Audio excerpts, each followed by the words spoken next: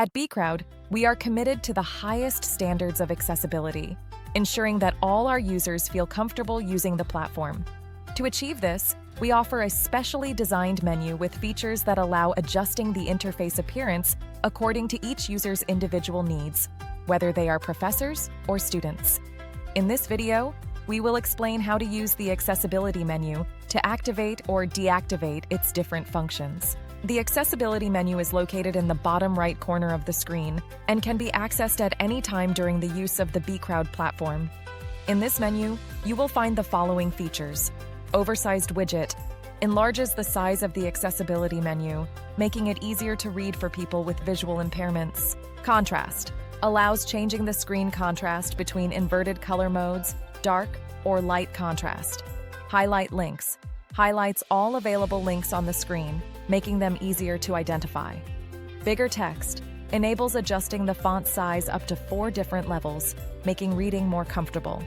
Text spacing increases the spacing between letters to facilitate reading, offering 3 distinct options. Pause animations makes animated elements on the screen static, helping to reduce visual distractions and improve focus. Hide images removes all images displayed on the screen, leaving only the textual content. Dyslexia-friendly changes the interface fonts to typefaces more suitable for people with dyslexia.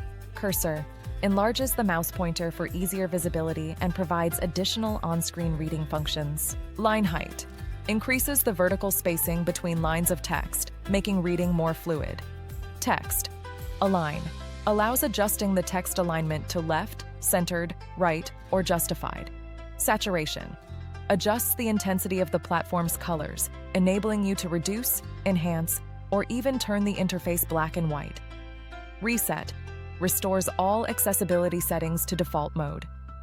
Move, hide.